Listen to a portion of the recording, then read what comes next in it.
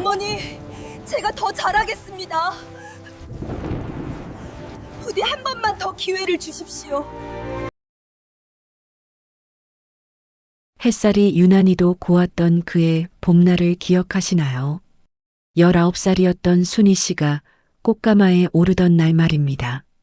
연두 저고리에 다홍치마를 입고 양볼에 연지곤지를 찍은 순희 씨의 모습은 수줍은 설렘으로 발갛게 물들어 있었습니다.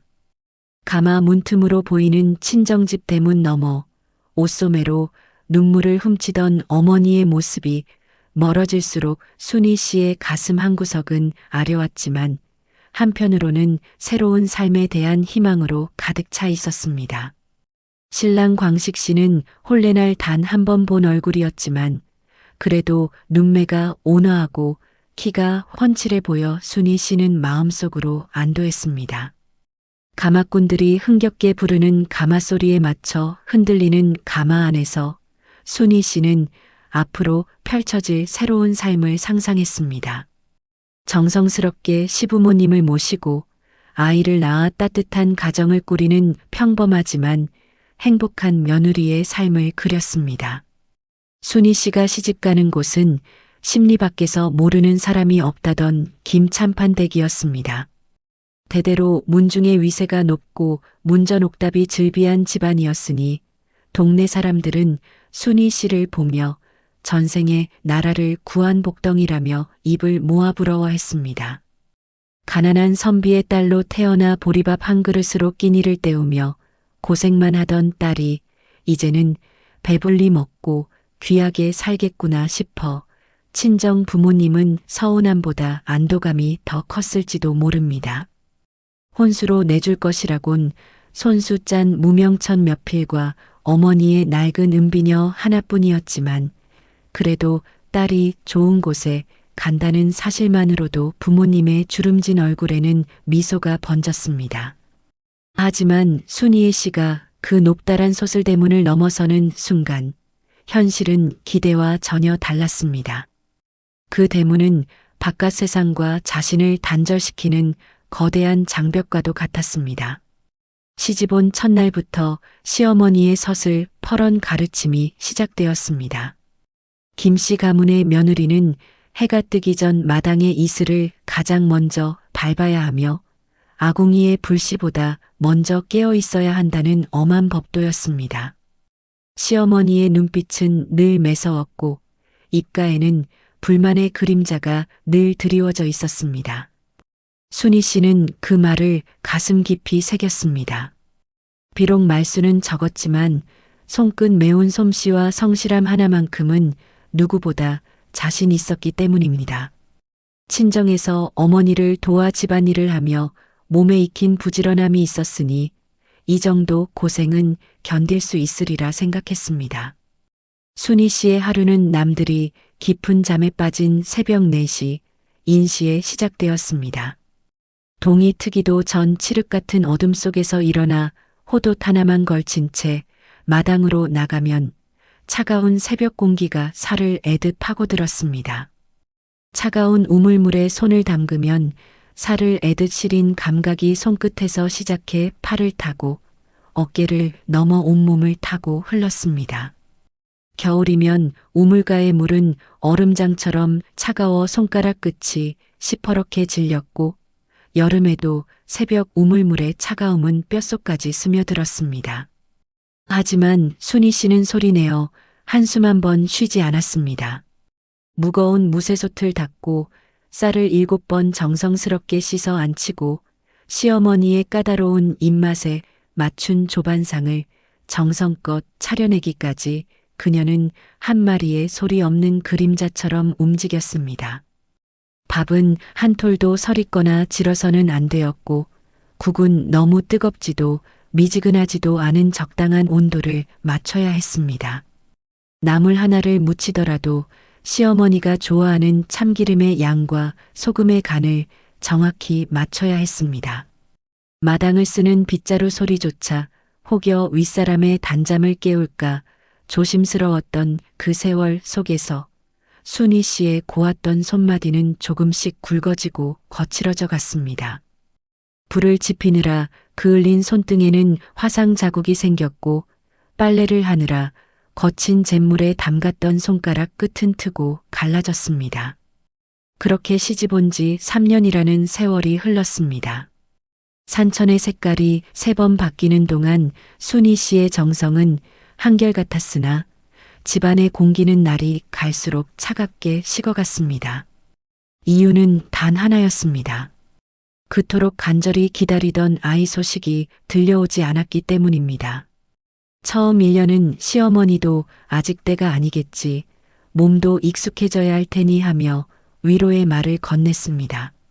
하지만 2년이 지나고 3년이 되어가자 위로하던 시어머니의 눈빛은 어느덧 날카로운 송곳이 되어 순희 씨의 등을 찔러댔습니다. 시어머니는 사방에 들으라는 듯 큰 소리로 한탄하곤 하셨습니다. 내 팔자에 대가 끊기는 꼴을 보게 생겼구나.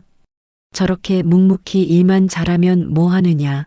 집안에 아기 울음소리가 나야 사람 사는 집이지. 아무리 부지런해도 씨가 마른 나무에 무슨 꽃이 피겠느냐. 시어머니는 어느덧 순희 씨를 이름 대신 빈 껍데기, 마른 나무라 부르기 시작했습니다. 마을 부녀의 모임에서도 친척들이 모인 자리에서도 시어머니는 순희 씨를 가리키며 한숨을 쉬었습니다. 그럴 때마다 순희 씨는 고개를 숙인 채 입술만 꽉 깨물었습니다. 밥상의 풍경도 처참하게 변해갔습니다. 남편과 시어머니 앞에는 김이 모락모락 나는 고깃국과 하얀 이밥, 각 구운 생선에 정갈한 나물까지 푸짐하게 올랐지만 순희 씨의 앞에는 식구들이 먹다 남은 거친 보리밥과 멀건 시래기국뿐이었습니다. 그마저도 제 시간에 편히 앉아 먹지 못하고 식구들이 수저를 놓은 뒤에야 부엌 구석에서 찬물을 말아 급하게 넘겨야 했습니다. 남은 밥을 후루룩 넘기는 동안에도 순희 씨는 다음에 설거지할 그릇들, 마당에 널어야 할 빨랫감들을 머릿속으로 세고 있었습니다. 배고픔은 익숙해졌지만 인간으로서의 존중을 잃어가는 슬픔은 날이 갈수록 깊어만 갔습니다. 가장 뼈아픈 것은 남편 광식 씨의 변심이었습니다. 처음 1년간은 그래도 다정했던 사람이었습니다. 시어머니 몰래 밤늦게 안방으로 들어와 안쓰러운 눈길을 보내며 손을 잡아주곤 했습니다. 미안하오. 조금만 참으시오. 어머님도 곧 마음을 푸실 거요. 우리에게도 곧 자식이 생길 거요. 그의 따뜻한 위로에 순희 씨는 눈물을 삼키며 고개를 끄덕였습니다. 하지만 시간이 흐를수록 광식 씨의 발걸음은 안방에서 멀어져 갔습니다. 어머니의 기세가 나날이 거세지고 씨 없는 씨바지를 언제까지 데리고 살 거냐. 문중 어른들이 뭐라 하시는지 모르냐는 타박이 이어지자 광식 씨는 비겁한 침묵을 선택했습니다. 그는 아내의 퀭한 눈을 피하기 일쑤였고 밤이면 사랑방에 머무는 시간이 점점 더 길어졌습니다. 마을의 기생집과 주막을 전전하며 술로 세월을 보내기 시작했습니다. 순희 씨가 밤마다 홀로 안방에서 잠 못 이루며 울고 있을 때 광식 씨는 기생의 노랫소리에 취해 있었습니다. 순희 씨는 차가운 방에 홀로 누워 천장을 바라보며 매일 밤 기도했습니다. 제발 아이 하나만 점지해 주신다면 평생을 종처럼 살아도 좋겠노라고, 이 집안의 하찮은 머슴으로 살아도 원이 없겠노라고 말입니다. 하지만 무심한 달빛은 그녀의 메마른 눈물만 비출 뿐이었습니다. 창호지 문틈으로 스며드는 달빛 아래에서 순희 씨는 자신의 배를 쓰다듬으며 속으로 빌고 또 빌었습니다. 유난히도 비가 억수같이 쏟아지던 어느 장마철 오후였습니다. 하늘은 낮게 가라앉아 금방이라도 땅으로 무너질 듯했고 마당은 온통 흙탕물로 가득했습니다. 빗줄기는 지붕을 두드리는 소리가 북소리처럼 요란했고 처마에서 떨어지는 물줄기는 마치 폭포수 같았습니다. 그날 오후 순희 씨는 언제나처럼 부엌에서 저녁 준비를 하고 있었습니다. 문득 안방에서 시어머니가 부르는 소리가 들렸습니다. 며느리, 당장 안방으로 들어오너라. 순희 씨의 가슴이 철렁 내려앉았습니다. 시어머니의 목소리에는 평소와 다른 냉기가 서려 있었습니다. 손을 닦고 안방으로 들어서는 순희 씨의 다리는 이미 후들거리고 있었습니다. 안방에는 시어머니가 무표정한 얼굴로 앉아 있었고 그 곁에는 남편 광식 씨가 죄인처럼 고개를 숙인 채 앉아 있었습니다. 시어머니의 앞에는 순희 씨가 시집올 때 가져왔던 낡은 보따리 하나가 덩그러니 놓여 있었습니다. 순희 씨는 그 순간 모든 것을 직감했습니다. 더는 우리 집 조상님들 뵐 면목이 없다. 3년이 넘도록 손 하나 얻지 못하는 며느리를 둘 수는 없는 노릇이다. 너를 내보내고 새로 사람을 들이기로 문중 어른들과 이미 합의를 보았다. 그러니 오늘 중으로 짐을 싸서 내 갈 길을 가거라. 이미 새 며느리감도 물색해 두었으니 내일 모레면 새 사람이 들어올 것이다. 순희 씨에게는 그야말로 청천벽력 같은 말이었습니다. 귓가에서 윙윙거리는 소리가 들렸고 눈앞이 하얗게 변했습니다. 그녀는 마지막 희망을 담아 남편을 바라보았습니다. 그가 단 한마디만 해주길, 제발 이 비 오는 날 길바닥으로 내쫓는 것만은 막아주길 간절히 바랐습니다. 나으리, 제가 더 잘하겠습니다. 부디 한 번만 더 기회를 주십시오. 순희 씨의 떨리는 목소리가 안방에 울려 퍼졌습니다. 하지만 광식 씨는 끝내 고개를 들지 않았습니다. 그의 어깨는 미세하게 떨리고 있었지만 입은 굳게 닫혀 있었습니다. 그의 비겁한 침묵은 그 어떤 매질보다 날카롭게 순희 씨의 심장을 베어냈습니다. 3년 동안 함께 잠자리를 나누고 때로는 다정한 말을 주고받았던 그 사람이 지금 이 순간만큼은 완전한 타인이었습니다. 아니, 타인보다 못한 비겁자였습니다. 순희 씨는 그 자리에서 엎드려 빌지도 울며 불며 매달리지도 않았습니다.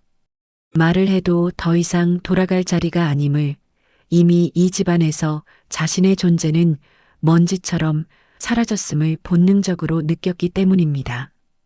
오히려 울고 매달리면 그들에게 또 다른 조롱거리만 될 것 같았습니다. 그녀는 떨리는 목소리를 가다듬어 최대한 침착하게 대답했습니다. 그동안 부족한 저를 걷어주셔서 감사합니다. 부디 두 분 건강하시고 새로 들어올 며느리는 저보다 나아 집안이 번창하시길 빕니다. 순희 씨는 조용히 물러나 보따리를 들었습니다. 가져갈 것이라곤 몇 벌의 해진 옷가지와 친정어머니가 몰래 찔러주셨던 낡은 은비녀 하나뿐이었습니다. 3년 동안 이 집에서 살았지만 정작 자신의 것이라고 할 만한 물건은 거의 없었습니다. 옷 한 벌, 버선 한 켤레조차도 모두 시댁의 것이었습니다. 순희 씨는 보따리를 등에 메고 대문을 향해 걸었습니다. 대문을 나서는 순간 뒤에서 시어머니의 헛기침 소리가 들려왔습니다. 그리고 낮게 중얼거리는 소리가 빗소리에 섞여 들렸습니다. 복도 없는 것이 떠나는 꼴마저 뻔뻔하구나. 소금을 뿌리는 소리인지 빗소리인지 분간할 수 없는 소음이 순희 씨의 뒤통수를 때렸습니다. 하지만 순희 씨는 단 한 번도 뒤를 돌아보지 않았습니다. 고개를 돌려 그 기와지붕을 다시 보는 순간 억눌러왔던 서러움이 터져나와 길바닥에 주저앉아 버릴 것 같았기 때문입니다. 비를 뚫고 십리길을 걷는 동안 순희 씨의 옷은 형체도 없이 젖어들었습니다. 치마는 물을 머금어 무거워졌고 저고리는 살갗에 찰싹 달라붙었습니다. 진흙탕에 신발이 벗겨지고 발가락 사이로 자갈이 박혔지만 통증조차 느껴지지 않았습니다. 발바닥이 찢어져 피가 나는 것도 모른 채 그저 앞만 보고 걸었습니다. 가슴속에서 타오르던 미움과 원망이 빗물에 씻겨 내려가는 것이 아니라 오히려 단단한 바위처럼 굳어지는 기분이었습니다. 죽으러 가는 길이 아니다. 나는 살러 가는 것이다. 저들이 나를 버렸다고 내 인생까지 버릴 수는 없다. 그녀는 속으로 수만 번을 뇌까리며 캄캄한 산길을 넘었습니다. 번개가 치고 천둥이 울릴 때마다 몸은 움찔했지만 발걸음은 멈추지 않았습니다. 오히려 천둥 소리가 그녀에게 힘을 주는 것 같았습니다.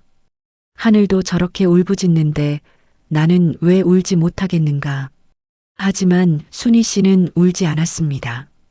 눈물은 이미 마음속 깊은 곳에서 돌로 변해 있었습니다. 잠깐만요. 구독과 좋아요 한 번씩 부탁드립니다. 친정집 대문 앞에 다다랐을 때 순희 씨의 기운은 이미 바닥이 나 있었습니다. 빗줄기 너머로 보이던 부모님의 낡은 초가집이 평소보다 훨씬 작고 초라해 보였습니다. 3년 전 꽃가마를 타고 나갈 때만 해도 그렇게 벅차고 든든하게 보이던 친정집이 이제는 비바람에 쓰러질 듯 위태로워 보였습니다. 차마 문을 두드리지 못하고 서성이는 딸을 먼저 발견한 것은 밭일을 마치고 돌아오던 아버지였습니다. 아니, 이게 누구냐? 순이 아니냐? 어째서 이 비 오는 날에? 아버지는 말을 채 잇지 못하고 딸의 모습을 위아래로 훑어보았습니다. 온몸이 비에 젖어 물귀신 같은 모습, 보따리 하나만 달랑 메고 선 모습, 그리고 생기를 잃고 죽은 사람처럼 허공을 응시하는 눈빛. 아버지는 순간 모든 것을 직감했습니다. 아버지. 순희 씨의 떨리는 목소리에 아버지는 지팡이를 내던지고 딸을 끌어안았습니다. 그 순간 순희 씨는 다리에 힘이 풀려 아버지 품에 쓰러지듯 안겼습니다. 3년 만에 느껴보는 친정의 온기였습니다. 방 안에서 소식을 듣고 달려나온 어머니는 딸의 꼴을 보고 가슴을 치며 통곡하셨습니다. 비에 젖어 헝클어진 머리카락, 흙투성이가 된 발, 그리고 생기를 잃은 눈동자. 어머니는 딸을 끌어안고 빗속에서 울부짖었습니다. 이 짐승만도 못한 놈들, 내 귀한 딸을 이 지경으로 만들어서 내쫓다니. 하늘이 무섭지도 않느냐? 내가 딸을 시집 보낸 것이 아니라 제 손으로 지옥에 밀어 넣었구나. 어머니는 순희 씨의 손을 잡고 한참을 울었습니다. 딸의 손은 3년 전 곱던 손이 아니었습니다. 굳은 살이 박히고 터지고 갈라진 손, 일꾼의 손보다 더 거친 손이었습니다. 어머니는 딸의 손을 어루만지며 가슴이 찢어지는 것 같았습니다. 그날 밤 순희 씨는 고열에 시달리며 알아누웠습니다. 온몸이 불덩이처럼 뜨거웠고 입술은 바짝 타들어갔습니다. 꿈속에서도 시어머니의 매서운 눈초리와 남편의 돌아선 뒷모습이 나타나 그녀를 괴롭혔습니다. 빈 껍데기 마른 나무라는 욕설이 귓가에 맴돌았고 보따리를 던지는 시어머니의 모습이 악몽처럼 되풀이되었습니다. 순희 씨는 잠꼬대로 죄송합니다. 죄송합니다를 반복했습니다. 부모님은 밤새 딸의 곁을 지켰습니다. 찬물 수건으로 이마를 식혀주고 쌀미음을 정성껏 쑤어 입에 넣어주었습니다. 사흘 밤낮을 그렇게 지새운 끝에 순희 씨는 겨우 눈을 떴습니다. 하지만 며칠 뒤 깨어난 순희 씨의 눈빛은 이전과는 확연히 달라져 있었습니다. 슬픔이 머물던 자리에 지독한 오기와 생존 의지가 들어차 있었습니다. 알아누운 사흘 동안 순희 씨는 자신의 인생을 곱씹었습니다. 왜 내가 버림받았는가? 무엇이 잘못되었는가? 앞으로 어떻게 살아야 하는가? 고열 속에서도 그녀의 정신은 또렷하게 미래를 그리고 있었습니다. 그녀는 걱정스레 지켜보던 부모님의 손을 꼭 잡았습니다. 아버지, 어머니, 저 이제 안 울어요. 그 집 사람들이 절 내쫓은 걸 평생 후회하게 만들 거예요. 저 다시 시작할게요. 제 손으로 제 인생 다시 지어볼게요. 이순이는 죽지 않았습니다. 아니, 이제야 진짜로 살아나는 겁니다. 순희 씨는 몸을 추스르자마자 뒷마당에 버려진 커다란 무쇠솥을 닦기 시작했습니다. 오랫동안 쓰지 않아 녹슬고 거칠어진 솥은 마치 순희 씨의 지난 세월을 닮아 있었습니다. 그녀는 모래와 짚을 이용해 며칠 밤낮으로 솥을 문질렀습니다. 손바닥에 피가 맺히고 어깨가 빠질 듯 아팠지만 순희 씨는 멈추지 않았습니다. 녹이 벗겨지고 검은 때가 벗겨지는 것이 마치 자신의 과거를 지워내는 것 같았습니다. 어머니는 그런 딸이 걱정스러웠습니다. 순희야, 아직 몸도 회복이 안 되었는데 무리하지 마라. 천천히 해도 된다. 하지만 순희 씨는 고개를 저었습니다. 어머니, 저 천천히 할 시간이 없어요. 하루라도 빨리 시작해야 합니다. 이 손 놀리지 않으면 미칠 것 같아요. 마침내 솥이 반질반질한 윤을 내며 거울처럼 자신의 얼굴을 비출 때가 되어서야 그녀는 처음으로 작게 미소 지었습니다. 솥에 비친 자신의 얼굴은 3년 전과 많이 달라져 있었습니다. 볼은 꺼지고 눈가에는 주름이 생겼지만 눈빛만큼은 전보다 훨씬 더 강렬하게 빛나고 있었습니다. 순이야, 그 무거운 솥을 그렇게 정성껏 닦아서 무엇하려느냐? 어머니의 물음에 순이 씨는 곳간에 남은 콩 한 마를 꺼내 보였습니다. 장을 담글 거예요, 어머니. 김찬판 댁에서 배운 것이라곤 구박뿐인 줄 알았는데 가만히 생각해 보니 그 집 장맛 하나는 정말 일품이었거든요. 시어머니가 장 담그는 걸 감히 제가 할 수는 없었지만 곁에서 시중들며 어깨너머로 눈동냥은 할 수 있었어요. 어떤 콩을 고르는지, 불의 세기는 어떻게 조절하는지, 소금물의 농도는 어떻게 맞추는지 모두 눈에 담아뒀습니다. 그 비법에 제 정성을 보태면 분명 사람들의 입맛을 사로잡을 수 있을 거예요. 아버지는 걱정스러운 표정을 지었습니다. 순이야, 하지만 장사를 한다는 것이 말처럼 쉽지 않다. 더군다나 내가 소박맞은 여인이라는 소문이 마을에 다 퍼졌는데 과연 사람들이 내 음식을 사 먹으려 할까? 순희 씨는 단호하게 대답했습니다. 그래서 더욱 맛으로 승부해야 합니다. 제 사정을 동정해서 사주는 것이 아니라 맛이 좋아서 다시 찾게 만들어야 해요. 그러려면 정성밖에 없습니다. 순희 씨는 새벽부터 아궁이에 불을 지폈습니다. 장맛의 핵심은 콩을 삶는 불의 세기와 적절한 시간에 달려 있습니다.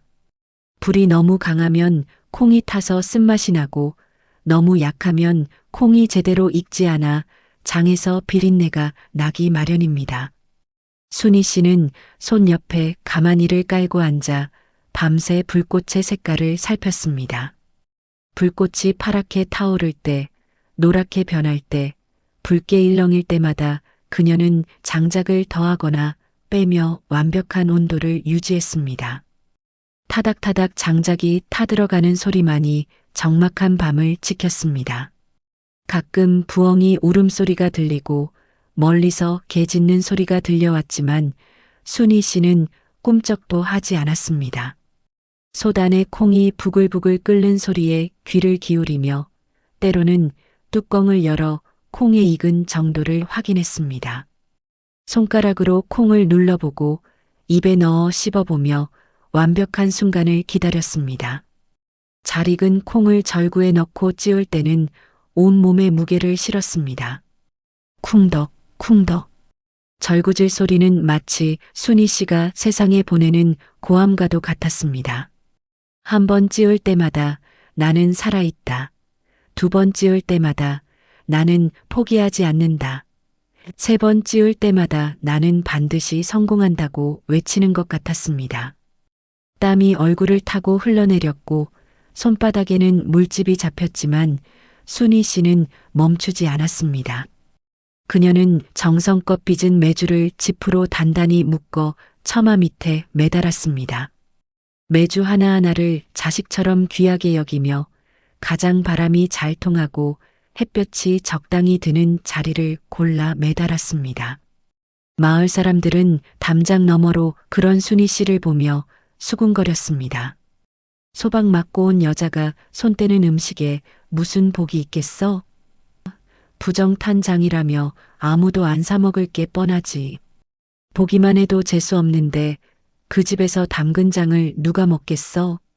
모진 말들이 화살처럼 날아와 꽂혔지만 순희 씨는 묵묵히 귀를 닫았습니다. 대신 매일 아침 메주에 핀 곰팡이의 색을 살피고 온도와 습도를 맞추기 위해 자신의 잠자리보다 메주방을 더 따뜻하게 보살피며 정성을 쏟았습니다. 메주에 하얀 곰팡이가 잘 피어야 좋은 장이 되는데 그 미묘한 온도와 습도를 맞추는 것은 오랜 경험과 감각이 필요한 일이었습니다. 순희 씨가 정성으로 빚은 메주가 처마 밑에서 누렇게 익어가는 동안 계절은 어느덧 시린 겨울을 지나 따스한 바람이 부는 봄으로 향하고 있었습니다. 말수가 적었던 순희 씨는 그 시간 동안 한시도 가만히 있지 않았습니다. 메주가 잘 뜨고 있는지 매일 같이 어루만졌고 장을 담글 옹기 항아리들을 구하기 위해 산 너머 가마터를 수시로 드나들었습니다. 항아리를 고르는 일도 결코 만만치 않았습니다. 항아리에 금이 가 있거나 유약이 고르지 않으면 장이 제대로 익지 않기 때문입니다. 순희 씨는 항아리 하나하나를 손가락으로 두드려 보며 소리를 들었습니다. 맑고 청명한 소리가 나는 항아리만을 골라 지게에 지고 십리길을 걸어서 집까지 날랐습니다. 여자의 몸으로 무거운 항아리를 지게에 지고 산길을 오르내리는 것은 고된 일이었지만 순희 씨는 이를 악물고 견뎌냈습니다. 메주가 충분히 마르고 속까지 잘 발효되자 순희 씨는 비로소 장을 담그기 위한 준비에 들어갔습니다. 장을 담그는 날은 특별히 길이를 택했습니다. 날씨가 맑고 바람이 순한 날 순희 씨는 정화수를 떠놓고 먼저 기도를 올렸습니다. 하늘과 땅의 신령님들께 아뢰옵니다. 이 불쌍한 여인이 새로운 삶을 시작하고자 하오니 부디 이 장이 잘 익어 많은 이들에게 기쁨이 되게 해주옵소서. 소금물에 띄울 쑥과 대추, 말린 고추 하나까지도 최고로만 골랐습니다. 소금은 3년 이상 간수를 뺀 천일염을 구했고 대추는 햇볕에 잘 말린 것으로 숯은 참나무로 구운 백탄을 준비했습니다. 물은 새벽에 길어온 정화수를 사용했습니다. 아버지는 딸의 그런 유난스러운 정성을 보며 적당히 해도 맛만 좋으면 된다고 하셨지만 순희 씨의 생각은 달랐습니다. 아버지, 장맛은 정직합니다. 제가 조금이라도 편하려고 꾀를 부리면 항아리가 먼저 알고 맛을 변하게 하거든요. 재료 하나를 고를 때도 정성을 다해야 그 정성이 맛으로 전해집니다. 소금물을 내리고 메주를 넣은 뒤 순희 씨는 매일 아침 항아리 뚜껑을 열어 햇살을 보여주었습니다. 오늘도 좋은 아침이구나. 잘 익거라. 잘 익어서 많은 사람들에게 기쁨을 주렴. 항아리에게 말을 걸듯 속삭이며 정성을 다했습니다. 밤이면 혹여 이슬이 맺힐까 서둘러 덮어주며 자식 돌보듯 항아리를 어루만졌습니다. 그렇게 며칠이 지나고 몇 주가 흐르고 몇 달이 지나갔습니다. 메주가 소금물에 풀어지며 서서히 간장과 된장으로 분리되는 과정을 순희 씨는 하루도 빠짐없이 지켜보았습니다. 항아리 속에서 일어나는 미묘한 변화들, 색깔의 변화, 향의 변화, 표면에 뜨는 거품의 모양까지 모든 것을 관찰했습니다. 드디어 장을 가르는 날이 왔습니다. 봄볕이 따스하게 내리쬐는 어느 화창한 날 순희 씨는 떨리는 마음으로 항아리 뚜껑을 열었습니다. 그 순간 구수하면서도 깊은 향이 마당 가득 퍼져나갔습니다. 그것은 단순한 장 냄새가 아니었습니다. 순희 씨의 눈물과 땀, 절망과 희망이 모두 녹아든 삶의 향이었습니다. 까맣게 잘 익은 간장은 거울처럼 맑았고 햇빛에 비추면 호박색으로 빛났습니다. 된장은 황금빛을 띠며 차진 기운을 내뿜었습니다. 순희 씨는 떨리는 손으로 국자를 들어 간장을 떠보았습니다. 그 맑고 깨끗한 색깔에 먼저 감탄이 나왔습니다.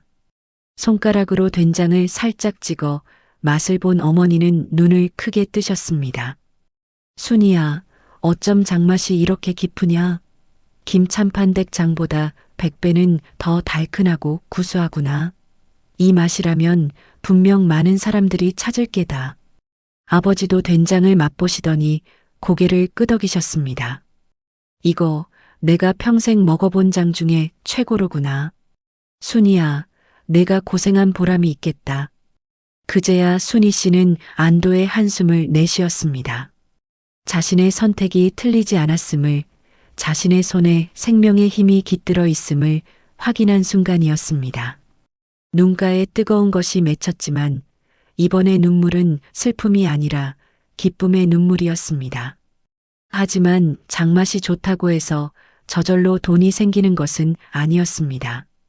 순희 씨는 이제 그 장을 들고 시장으로 나가야 했습니다. 소박 맞은 여인이 외출하는 것조차 손가락질 받던 시대였습니다. 더군다나 시장 바닥에 나가 장사를 한다는 것은 더욱 큰 수치로 여겨졌습니다. 시장에 나가기 전날 밤 순희 씨는 잠을 이루지 못했습니다. 사람들의 비난하는 눈초리, 수군거리는 소리들이 벌써부터 귀에 들리는 것 같았습니다. 하지만 이대로 주저앉을 수는 없었습니다. 부모님을 먹여 살려야 했고 무엇보다 자신이 살아있음을 증명해야 했습니다. 이른 아침 순희 씨는 장아찌를 정갈하게 담아 소쿠리에 담았습니다. 무청 장아찌, 오이소박이, 깍두기까지 색깔도 고운 장아찌들이 소쿠리 가득 담겼습니다. 어머니가 깨끗한 배보자기를 덮어주시며 말씀하셨습니다. 순희야, 사람들이 뭐라 해도 신경 쓰지 마라. 내가 잘못한 것이 하나도 없다. 당당하게 다녀오너라. 네, 어머니. 걱정 마세요. 시장 어귀에 발을 들이는 순간 순희 씨의 심장은 터질 듯이 뛰었습니다. 사람들의 시선이 따갑게 느껴졌습니다. 과연 어머니 말씀대로 당당할 수 있을까? 하지만 발걸음을 멈출 수는 없었습니다. 저기 봐, 김참판댁에서 쫓겨난 그 며느리 아니야? 얼굴도 두껍지. 어떻게 시장 바닥에 나올 생각을 했을까? 저런 재수없는 계집이 만든 음식을 누가 사 먹겠어? 수군거리는 소리가 사방에서 들려왔습니다. 순희 씨는 발끝만 바라보며 걸었습니다. 심장이 터질 듯 뛰었고 들고 있는 장아찌 소쿠리가 한없이 무겁게만 느껴졌습니다. 다리가 후들거렸고 당장이라도 그 자리에 주저앉고 싶었습니다. 시장 귀퉁이, 볕도 잘 들지 않는 구석진 자리에 소쿠리를 내려놓고 앉았지만 장아찌 사세요라는 말 한마디가 입 밖으로 나오지 않았습니다. 목구멍에서 말이 막혀 나오질 않았습니다. 지나가는 사람들은 힐끔힐끔 쳐다보기만 할 뿐 아무도 다가오지 않았습니다. 1시간, 2시간, 3시간이 지나갔습니다. 해가 중천에 떠올랐지만 순희 씨의 소쿠리는 그대로였습니다. 다른 상인들은 손님들과 흥정하며 물건을 팔아나가는데 순희 씨의 자리만 스산하기만 했습니다. 그때 한 할머니가 순희 씨 앞을 지나가다 멈춰 섰습니다. 이 사람, 이게 무슨 장아찌인가? 순희 씨는 고개를 들어 할머니를 바라보았습니다. 할머니의 얼굴에는 호기심이 어려 있었습니다. 무청 장아찌와 오이소박이, 깍두기입니다. 순희 씨는 떨리는 목소리로 대답했습니다. 맛 좀 봐도 되겠나? 순희 씨는 서둘러 무청 장아찌 한 조각을 집어 할머니께 드렸습니다. 할머니가 한 입 베어 물더니 눈이 휘둥그레졌습니다. 이거 맛이 기가 막히네. 짜지도 않고 아삭아삭하니 딱 내 입맛이야. 얼마인가? 한 봉지에 2푼입니다. 좋아, 2봉지 주게. 순희 씨는 떨리는 손으로 장아찌를 담아 할머니께 건넸습니다. 생애 첫 손님이었습니다. 할머니가 건네준 4푼을 받아준 순희 씨의 손에는 땀이 가득했습니다. 할머니가 돌아서며 말했습니다. 이 사람 손맛이 참 좋구먼. 내일도 나올 텐가? 네, 나옵니다. 꼭 나오겠습니다. 그 한마디에 순희 씨의 가슴에 불이 붙었습니다. 하지만 그날 하루 종일 팔린 것은 고작 그 2봉지뿐이었습니다. 해가 서산에 기울 때까지 앉아 있었지만 더 이상의 손님은 없었습니다. 돌아오는 길 순희 씨는 눈물을 훔쳤습니다. 내가 왜 이런 대접을 받아야 하나, 그냥 집안에 숨어 지낼까 하는 약한 마음이 들기도 했습니다. 팔리지 않은 장아찌를 가득 담은 소쿠리가 아침보다 훨씬 더 무겁게 느껴졌습니다. 하지만 그때 시장에서 장아찌를 사갔던 그 할머니의 모습이 떠올랐습니다. 손맛이 참 좋구먼. 내일도 나올 텐가? 그 한마디가 순희 씨의 가슴에 희망의 불씨를 지폈습니다. 그래, 내가 죄 지은 것도 아닌데 왜 숨어야 하나? 내 손으로 떳떳하게 벌어 부모님 공양하겠다는데 누가 뭐라 하겠어. 한 사람이 사갔다는 것은 맛이 인정받았다는 뜻이야. 오늘은 한 사람이지만 내일은 2사람, 모레는 3사람이 될 거야. 순희 씨는 스스로를 다독이며 집으로 돌아왔습니다. 다음 날 순희 씨는 시장에 나가며 얼굴을 가렸던 수건을 과감히 벗어 던졌습니다. 그리고 고개를 꼿꼿이 들고 시장 상인들과 손님들에게 먼저 인사를 건넸습니다. 안녕하세요. 오늘 새로 담근 장아찌입니다. 짜지 않고 아삭하니 맛 좀 보고 가세요. 순희 씨의 목소리는 어제보다 훨씬 더 크고 당당했습니다. 사람들은 순희 씨의 당당한 태도에 오히려 당황했습니다. 비난하던 목소리는 조금씩 잦아들었고 호기심에 장아찌를 맛본 사람들은 그 맛에 놀라 지갑을 열기 시작했습니다. 어머, 이거 정말 맛있네. 이런 장아찌는 처음 먹어봐.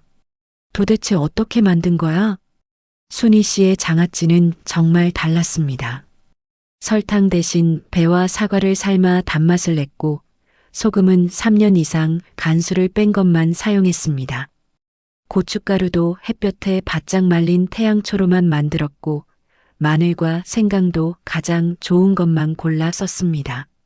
하나하나 정성을 다해 만든 맛은 결코 속일 수 없었습니다.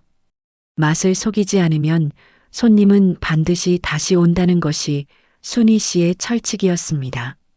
설령 이익이 적더라도 재료만큼은 절대 속이지 않았습니다.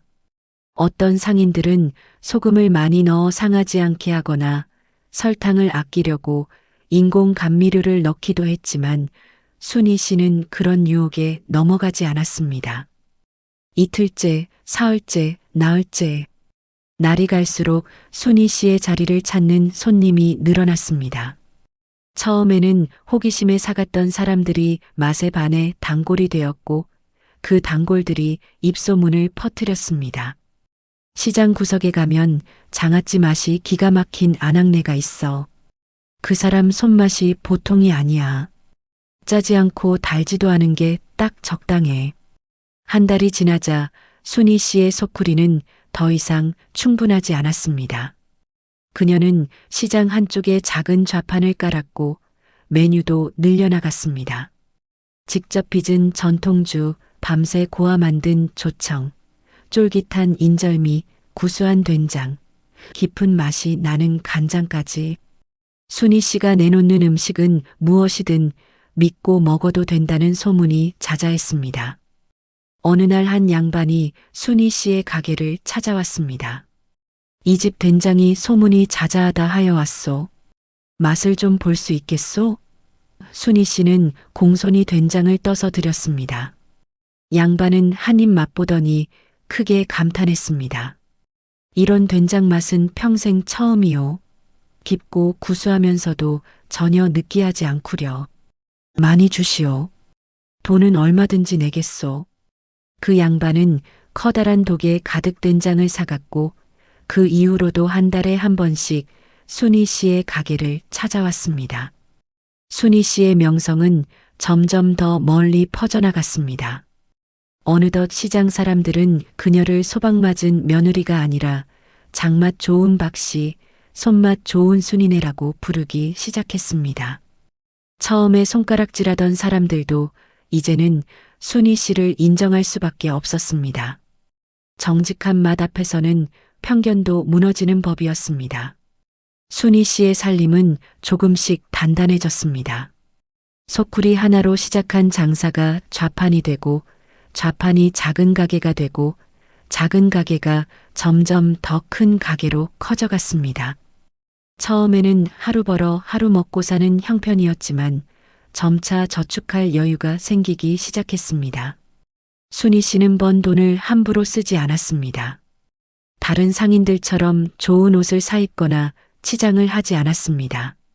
여전히 무명 옷을 입고 낡은 신발을 신었습니다. 대신 모든 돈을 사업 확장과 부모님을 위해 썼습니다. 가장 먼저 한 일은 허물어져 가던 친정집을 튼튼한 기와집으로 고치는 것이었습니다. 비가 새던 초가지붕을 벗기고 기와를 올렸습니다. 삐걱거리던 대문을 튼튼하게 교체하고 부엌을 넓혀 큰 아궁이를 여러 개 만들었습니다. 부모님은 처음에 이렇게까지 할 필요 없다고 만류하셨지만 순희 씨의 고집을 꺾을 수 없었습니다.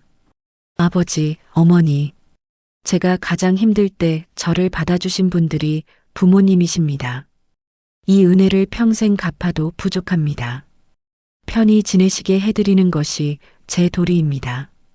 그리고 마당 가득 수백 개의 항아리를 들여놓았습니다. 크고 작은 항아리들이 마당을 가득 메웠습니다. 이웃들은 그 광경을 보고 혀를 내둘렀습니다. 저걸 다 어디에 쓰려고? 항아리 산 돈이면 논밭 한두 마지기는 살 텐데. 하지만 순희 씨의 계산은 정확했습니다. 장은 오래 묵을수록 깊은 맛이 나는 법입니다. 당장 내다 팔 장도 필요하지만 3년, 5년, 10년을 묵힌 장을 만들어야 진짜 부자가 될 수 있다는 것을 알았습니다. 항아리 하나하나에는 순희 씨의 세월이 담겨 있었습니다. 어떤 항아리에는 5년 된 시간장이, 어떤 항아리에는 정갈하게 익어가는 매실 장아찌가, 어떤 항아리에는 3년 묵은 된장이 가득했습니다. 순희 씨는 항아리마다 담근 날짜와 재료를 정확히 기록해 두었습니다. 사람들은 그 웅장한 장독대를 보며 혀를 내둘렀습니다. 박신의 장독대에서 나는 향기가 마을 전체를 먹여 살린다. 저 집 지나가면 구수한 냄새에 배가 고파진다는 말까지 나올 정도였습니다.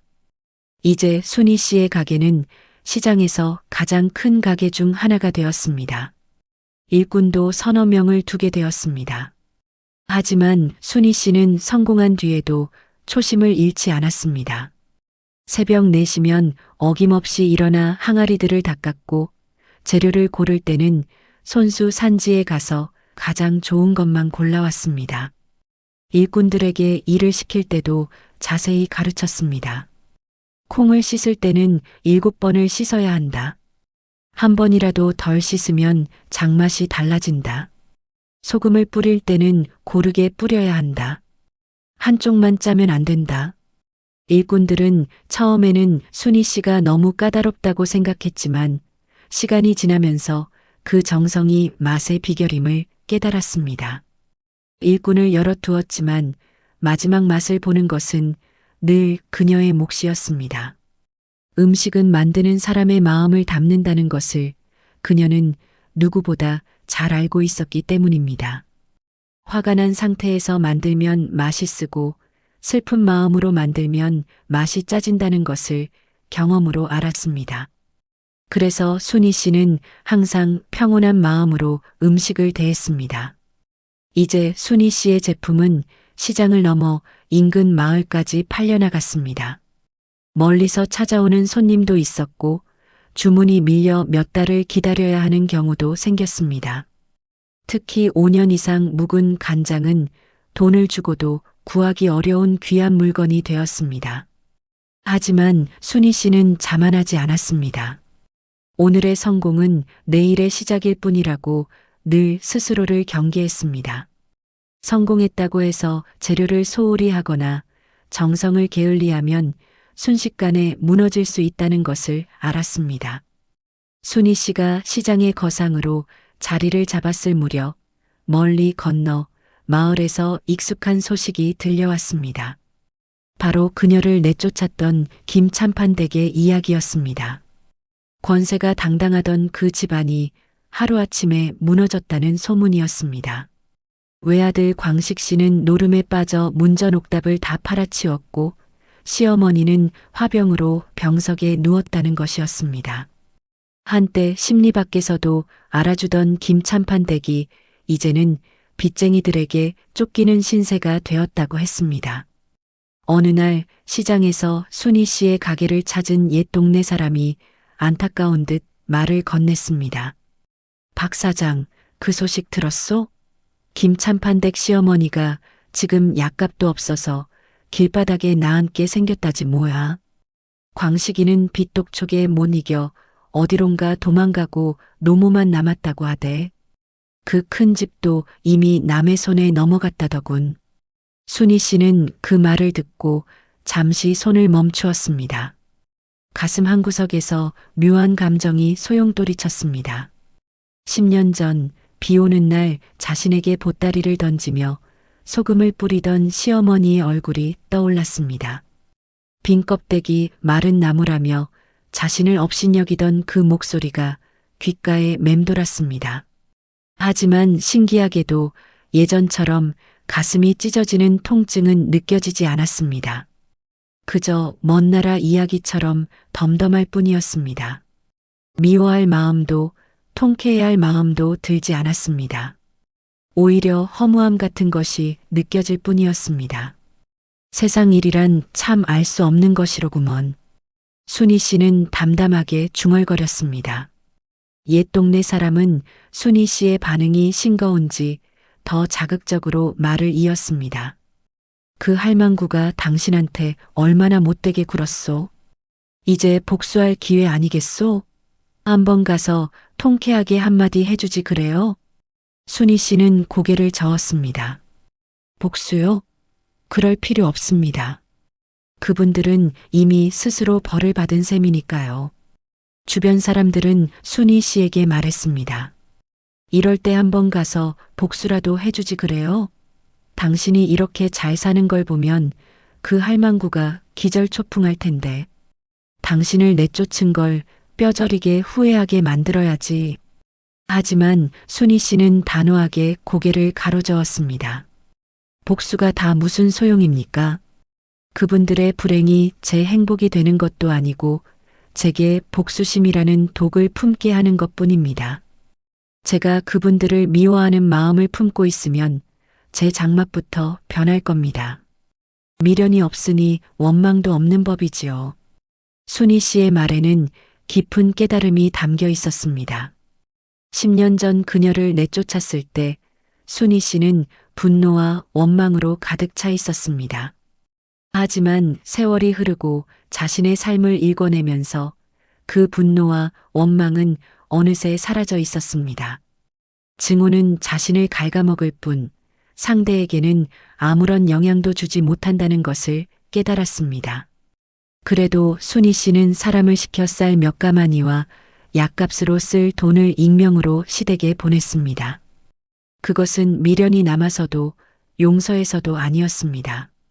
그저 한때 인연을 맺었던 사람에 대한 마지막 도리이자 자신의 불행했던 과거를 완전히 털어내기 위한 종지부였습니다.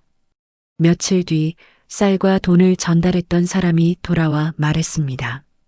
시어머니께서 누가 보낸 것인지 물으시더군요. 익명이라고 하니 한참을 우시던데요. 순희 씨는 담담하게 고개를 끄덕였습니다. 그것으로 됐습니다. 이것으로 김참판댁과의 인연은 끝입니다. 순희 씨는 그렇게 중얼거리며 다시 앞치마를 질끈 동여맸습니다. 과거는 과거일 뿐 자신은 앞으로 나아가야 했습니다. 훗날 순희 씨는 한 젊은 여인에게 이렇게 말했습니다.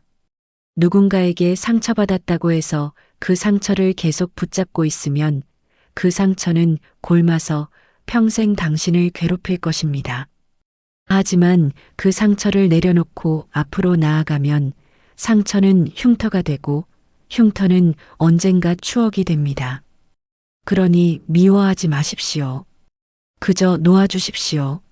세월이 흘러 순희 씨의 머리에도 하얀 서리가 내려앉았습니다. 한때 고왔던 얼굴에는 주름이 깊이 패었지만 그 눈빛만큼은 여전히 빛나고 있었습니다. 손은 더욱 거칠어지고 굳은 살이 두껍게 박였지만 그 손이 만들어내는 음식의 맛은 세월이 갈수록 더욱 깊어졌습니다. 이제 순희 씨는 시장의 큰 어른이 되어 있었습니다.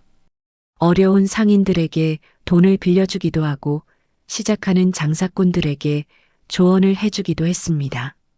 특히 순희 씨는 부모 없는 아이들, 의지할 곳 없는 여인들을 적극적으로 거두었습니다.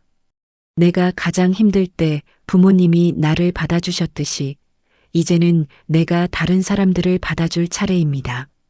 순희 씨는 그렇게 말하며 도움이 필요한 사람들에게 일자리를 주고 기술을 가르쳤습니다. 순희 씨의 가게에서 배워나간 사람들이 독립해서 자신의 가게를 차리기도 했습니다. 순희 씨는 그들이 떠날 때 자본금까지 대주며 격려했습니다. 가서 잘해보세요. 정직하게 장사하면 반드시 성공합니다. 사람들은 순희 씨에게 물었습니다. 그 모진 세월을 어떻게 견디셨습니까? 어떻게 그렇게 큰 성공을 이루셨습니까? 그럴 때마다 순희 씨는 투박하고 거칠어진 자신의 손을 내보이며 웃었습니다. 말은 사람을 속이고 상처를 주지만 이 정직한 손은 절대 거짓말을 하지 않더군요. 쫓겨날 때 저는 인생까지 내준 줄 알았는데 알고 보니 제 인생은 제 손끝에 그대로 남아 있었습니다. 이 손으로 음식을 만들고 이 손으로 사람들을 먹이고 이 손으로 돈을 벌었습니다. 누가 뭐래도 이 손만은 저를 배신하지 않았어요. 또 어떤 사람은 물었습니다. 그 사람들을 미워하지 않으셨습니까? 순희 씨는 잠시 생각하다가 대답했습니다. 처음에는 미웠습니다. 너무나 미워서 밤마다 이를 갈았지요. 하지만 시간이 지나면서 깨달았습니다. 미움은 결국 나 자신을 갉아먹을 뿐이라는 것을요. 그분들이 나를 내쫓지 않았다면 나는 평생 그 집 구석에서 구박받으며 살았을 겁니다. 어쩌면 그분들이 나를 자유롭게 해준 셈이지요. 그러니 미워할 이유가 없습니다. 젊은 며느리들이 시집살이의 고통을 하소연하러 오면 순희 씨는 따뜻하게 위로했습니다. 힘들지요. 나도 알아요. 하지만 그 고통이 영원하지는 않습니다. 지금은 어둡지만 반드시 해가 뜹니다. 포기하지 마세요. 당신 안에는 당신도 모르는 엄청난 힘이 있습니다. 가난한 사람들이 도움을 청하러 오면 순희 씨는 돈을 주기보다는 일을 주었습니다. 물고기를 주기보다는 물고기 잡는 법을 가르쳐 주는 것이 진짜 도움입니다. 와서 일하세요. 배우세요. 그리고 독립하세요. 순희 씨의 삶은 한편의 교과서가 되었습니다. 절망에서 희망을, 버림받음에서 성공을, 원망에서 관용을 배운 살. 그녀가 걸어온 길은 험난했지만 그 길 끝에는 빛나는 결실이 있었습니다. 이제 순희 씨의 가게는 단순한 가게가 아니었습니다. 그곳은 희망을 파는 곳이었고 용기를 나눠주는 곳이었으며 사람들이 다시 일어설 힘을 얻는 곳이었습니다. 순희 씨가 만든 장맛은 단순히 미각을 즐겁게 하는 것을 넘어 사람들의 마음을 따뜻하게 해주었습니다. 봄날 오후 순희 씨는 장독대 앞에 앉아 항아리들을 바라보고 있었습니다. 크고 작은 항아리들, 오래된 것과 새 것, 간장과 된장과 고추장. 그 하나하나가 모두 그녀의 삶이었습니다. 할머니, 저 항아리가 몇 개나 되나요? 어린 손녀가 물었습니다. 글쎄다, 세어본 적이 없구나. 100개는 넘을 게다. 와, 정말 많아요. 할머니는 대단해요. 순희 씨는 손녀의 머리를 쓰다듬으며 미소 지었습니다. 대단한 게 아니란다. 그저 하루하루 정성껏 살았을 뿐이야. 오늘 할 일을 내일로 미루지 않고 손님에게 정직하게 대하고 음식 하나를 만들더라도 최선을 다했을 뿐이지. 할머니는 무섭지 않으셨어요? 혼자서 이 모든 걸 시작하실 때요. 순희 씨는 잠시 먼 곳을 바라보았습니다. 10년 전, 아니 20년 전 비 오는 날 보따리 하나 메고 친정집으로 걸어오던 그날이 떠올랐습니다. 무서웠지. 너무 무서웠어. 하지만 더 무서운 건 포기하는 거였어.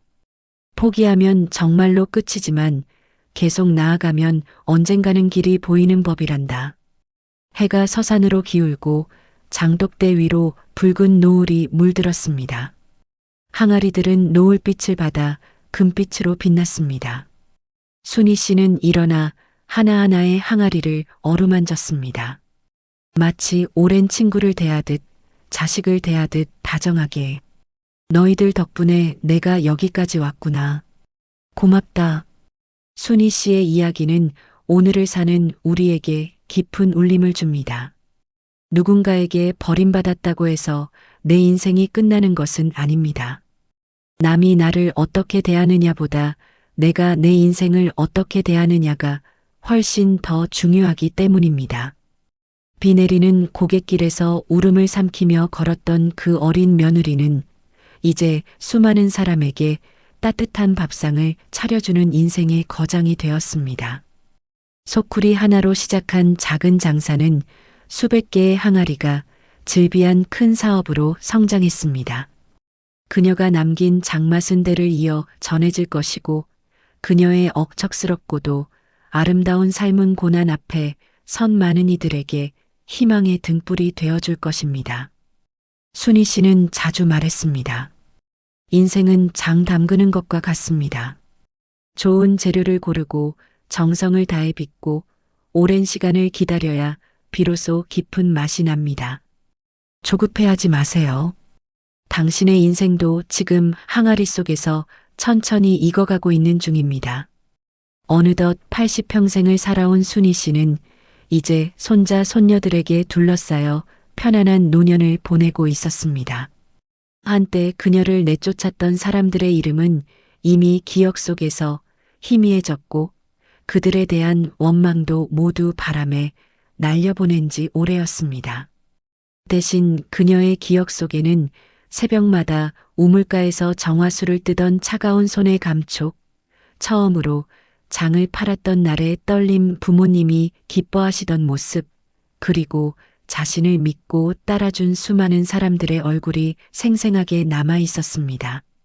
어느 날 저녁 순희 씨는 손녀에게 물었습니다. 얘야, 할머니가 너에게 물려줄 수 있는 가장 큰 재산이 뭘까? 손녀는 주변의 넓은 땅과 큰 가게, 수많은 항아리들을 둘러보며 대답했습니다. 할머니의 가게요? 순희 씨는 고개를 저었습니다. 아니란다. 할머니가 너에게 물려줄 가장 큰 재산은 바로 이것이란다. 순희 씨는 자신의 거칠고 주름진 손을 펼쳐 보였습니다. 정직한 손, 포기하지 않는 마음, 그리고 넘어져도 다시 일어서는 용기. 이것이 할머니가 너에게 줄 수 있는 진짜 재산이란다. 돈과 땅은 언젠가 없어질 수 있지만 이 마음만 있으면 언제든 다시 시작할 수 있으니까. 손녀는 할머니의 손을 꼭 잡았습니다. 굳은 살이 박히고 주름진 그 손에서 한 여인의 파란만장한 삶과 불굴의 의지가 느껴졌습니다. 그날 밤 순희 씨는 오랜만에 꿈을 꾸었습니다. 10년 전도 20년 전도 아닌 아주 먼 옛날 19살 처녀였던 자신이 꽃가마를 타고 가는 꿈이었습니다. 하지만 이번에는 눈물이 나지 않았습니다. 오히려 그때의 자신에게 말해주고 싶었습니다. 순희야, 걱정하지 마. 앞으로 힘든 일이 많이 있겠지만 너는 잘 견뎌낼 거야. 그리고 언젠가는 내가 상상했던 것보다 훨씬 더 멋진 사람이 될 거야. 그러니 포기하지 마. 너의 인생은 지금부터 시작이란다. 이튿날 아침 순희 씨는 평소처럼 일찍 일어나 장독대로 향했습니다. 여전히 해가 뜨기 전 이슬이 맺힌 항아리들을 하나씩 어루만지며 하루를 시작했습니다. 좋은 아침이구나, 얘들아. 오늘도 잘 부탁한다. 항아리들은 아침 햇살을 받아 반짝였습니다. 마치 네 할머니, 오늘도 좋은 하루 되세요라고 대답하는 것 같았습니다. 그렇게 순희 씨의 하루가 시작되었습니다. 80살이 넘은 나이에도 여전히 부지런하고 여전히 정직하고 여전히 희망을 잃지 않는 그녀의 하루가 오늘도 시청해주셔서 감사합니다.